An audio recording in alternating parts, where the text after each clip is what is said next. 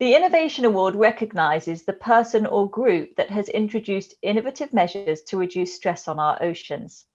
This year's winner is Dr. Chris Wilcox, Principal Research Assistant at the Commonwealth Scientific and Industrial Research Organisation, otherwise known as the CSIRO. Hello and congratulations, Chris. Thanks, Sasha. Thanks. Yeah, I'm really excited. We're really excited to have won the award. So yeah, thanks. Well, we're really excited too, Chris. And before we go any further, could you explain a little bit about what the CSIRO does? We're the national research organization for Australia, for the federal government. And essentially we work on, as the name says, research for basically public good and to support industry. And so there's about 5,000 of us, and we're spread across basically every major sector of government and of industry. And so my piece of the organization works on atmospheric and oceanographic issues. So fisheries, climate change, sustainable harvesting of marine species, marine conservation, all those sorts of things. We do a little bit of weather forecasting. And my small piece of the organization works on sustainable fisheries and illegal fishing. Got it.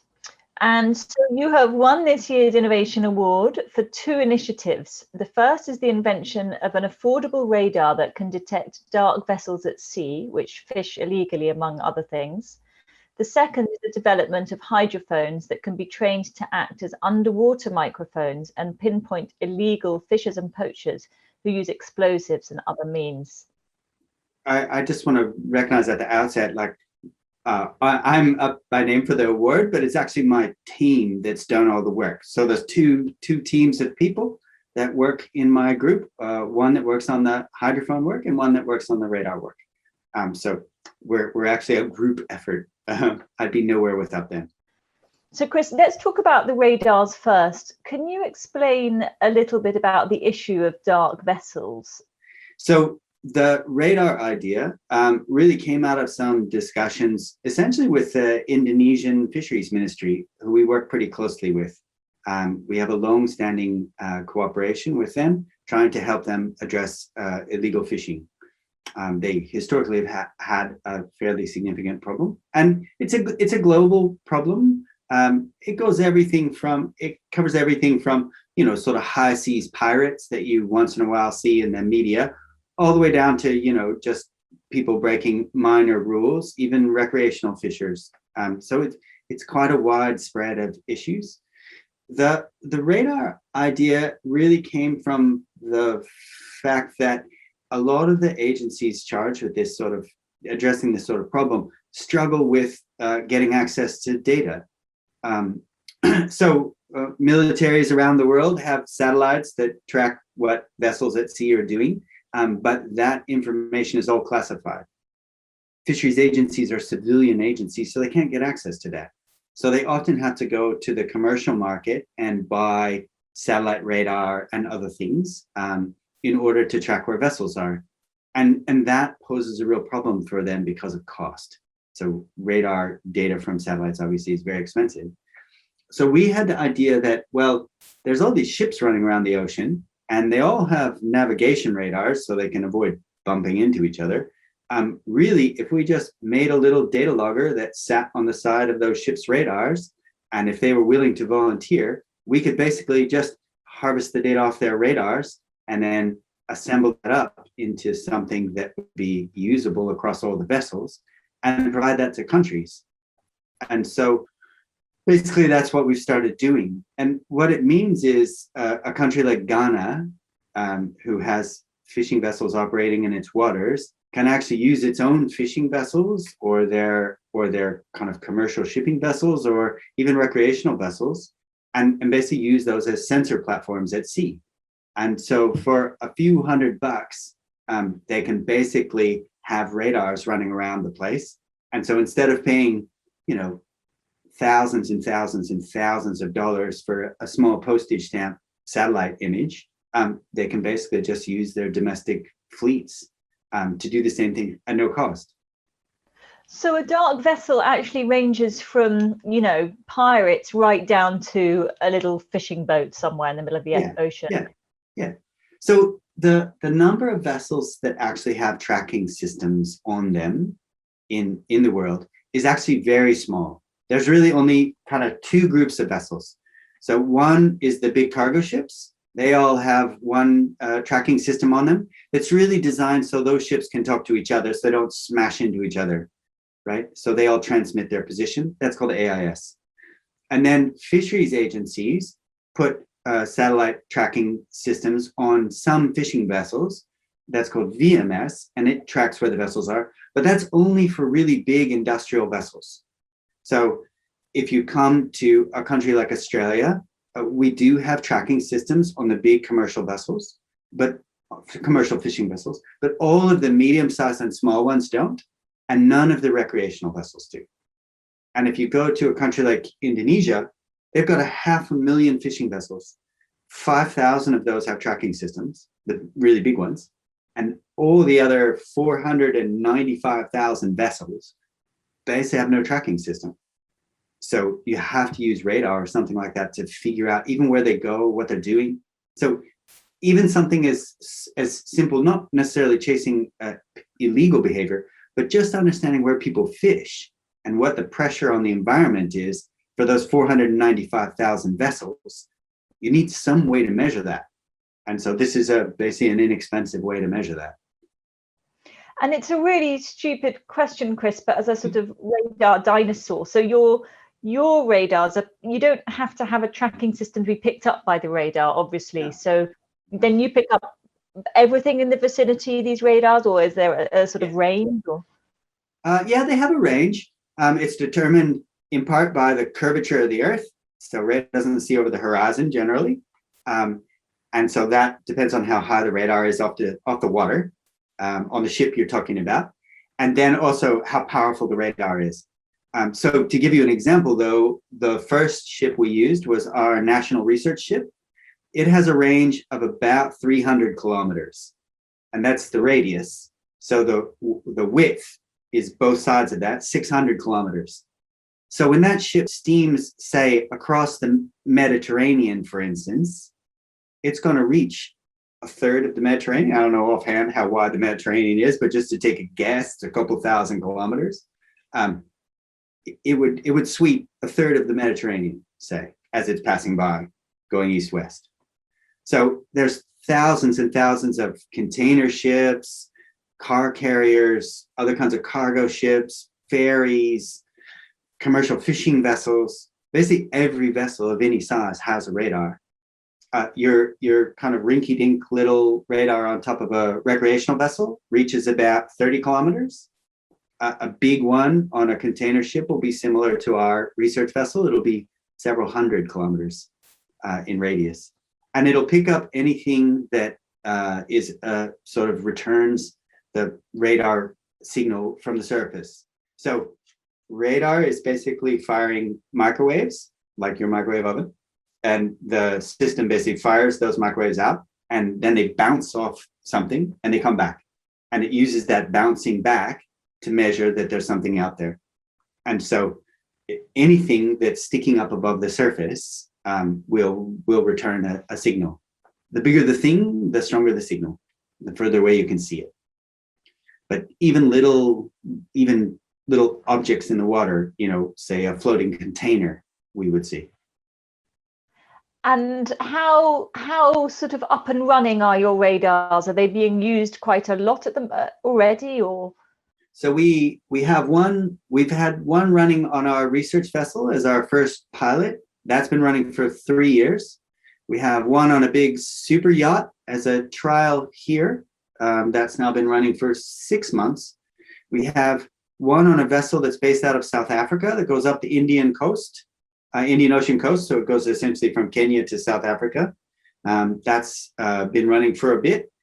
We have one on a national survey vessel that covers all of Indonesia. It's their national fisheries survey vessel. That's been running for about a year.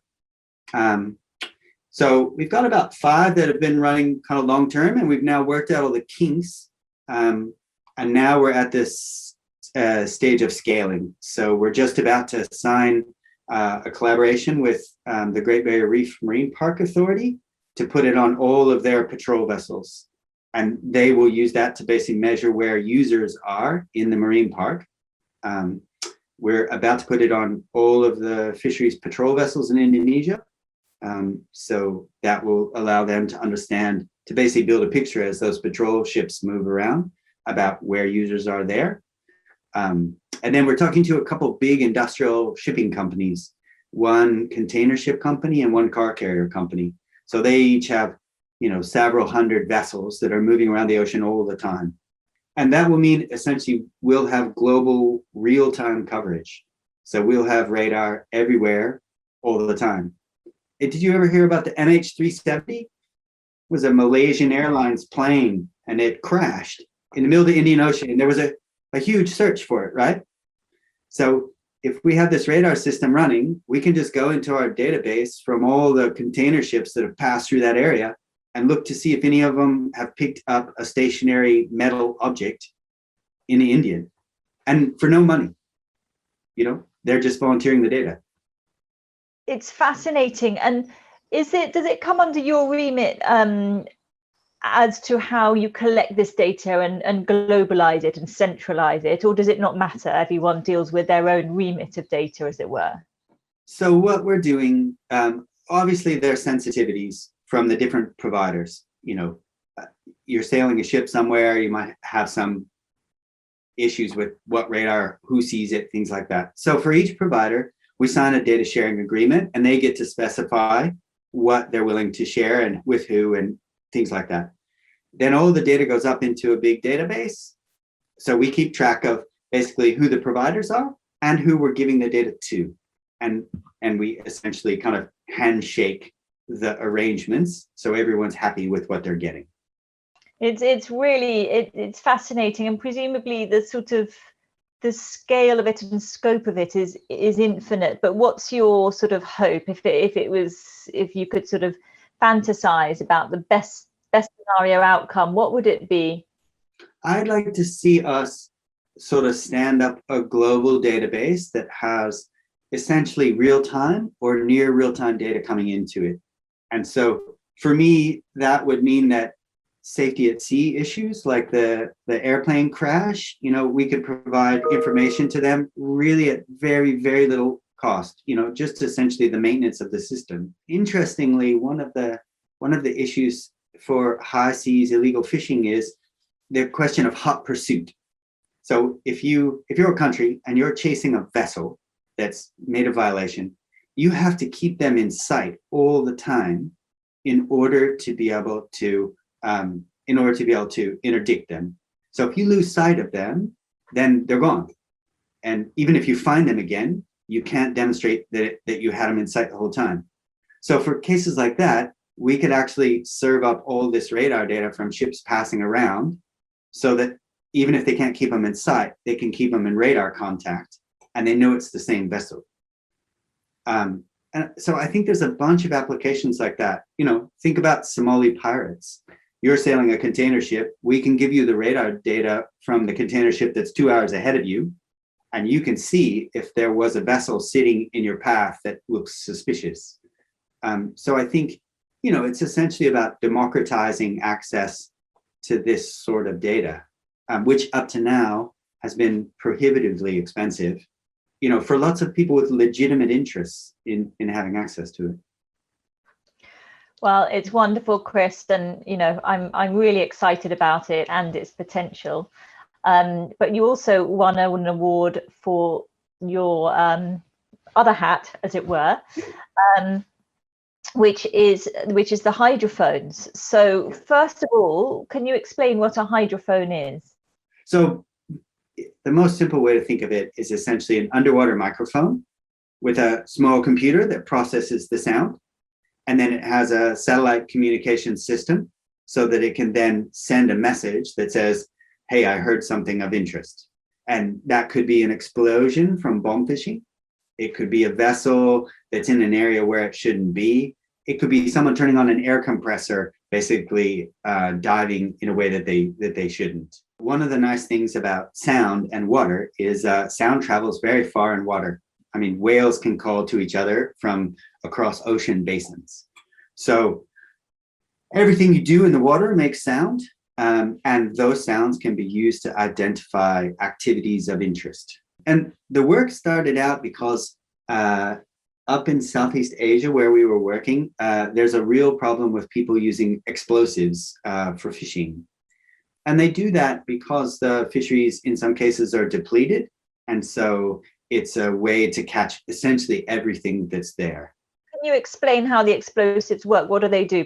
So it's the same kind of bombs that people use for blown up buildings and stuff. It's basically made from fertilizer, and they take a 750 ml beer bottle and they mix up the fertilizer and the other ingredients, pack it in the beer bottle, make a homemade wick, and literally light it and throw it over the side of the boat.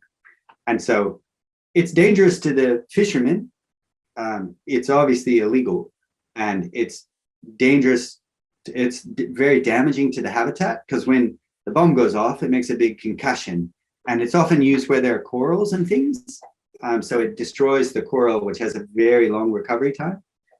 And you know, it's linked to lots of other issues. People who are making bombs for bomb fishing are basically in the same supply chain as people who are making bombs for other things. So we realized one of the real problems is, in order to stop people bomb fishing, you have to turn up relatively soon when the bomb goes off. You know, you can hear it locally, but you can't, you know, it's very hard to detect.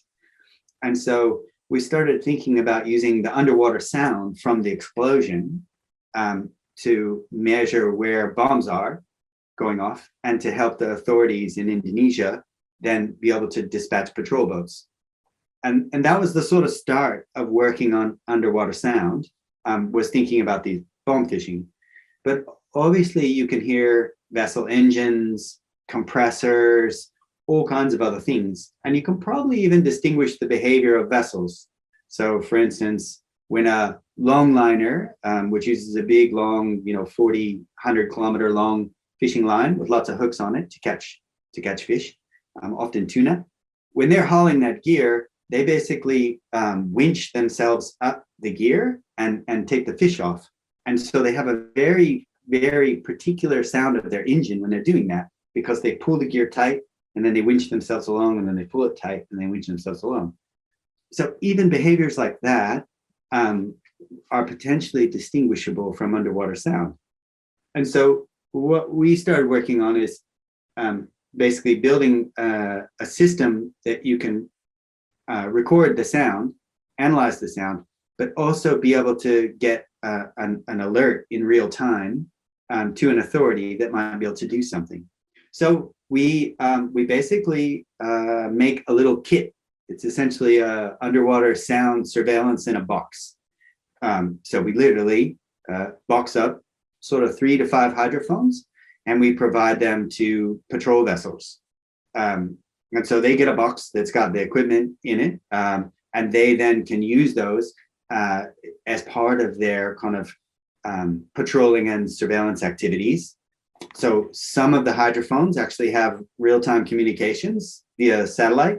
So bomb goes off, hydrophone detects it, hydrophone processes on board, then sends an alert over a satellite, comes to the skipper on the vessel, to his mobile phone or his satellite communication system, or to the national control. I was just going to ask, are the kits, are they always on board, or you can't leave them underwater and sort of scatter them around so they're... Oh yeah, no, you can leave them underwater. We have one that's down in South Georgia, the British Antarctic island, that's been there for a year. So most of our work is really aimed at having them deployed for a few months. And really the idea is that it becomes a piece of equipment that a patrol vessel basically takes with it. So we've been deploying them South Africa, the Antarctic. We've used them a bit on the northern border here in Australia with the Indonesians, in Niue in the Pacific. And generally people are trying to either understand illegal activity, border crossing, bomb explosions, foreign vessels, or they're just trying to measure how many people are using an area. And you presumably manufacture them yourselves? we took an off-the-shelf system that's used for listening for whales, and then we reprogrammed it, and then we built a communications system for it and all the analysis components. So we saved a little bit of time by turning a whale listening system into a real-time surveillance system. That's fantastic. And what are the numbers at the moment? What numbers are you talking in terms of how many are up and running and being used? Yeah, so we have a fleet of about 30, and we have about 8 real-time units. And so we've sort of been, like I said before, we're a public good institution. We've been interested in like how we make this stuff available, right? To especially developing countries that are struggling with illegal fishing problems. So what we've done is we've set up essentially a lending library. And so you tell us you have a problem and you're getting ready to have an enforcement campaign. You request the equipment. We ship the equipment to you. You cover the shipping. We help you use the equipment. And then when you're done, you ship it back. And so eventually we'll probably set it up so people can buy their own and find a commercial producer. But so far, we've been basically producing them ourselves and essentially working in partnership with enforcement agencies that want to use them. And Chris, I love the idea of sort of innovators, of which obviously you're a leading one, and the sense that one day there's a sort of, mad professor Eureka moment. Did you have that? Did you have that moment either with your radars or with your hydrophones? Was there a moment when one of your team or you thought, oh my God, the potential for this is huge?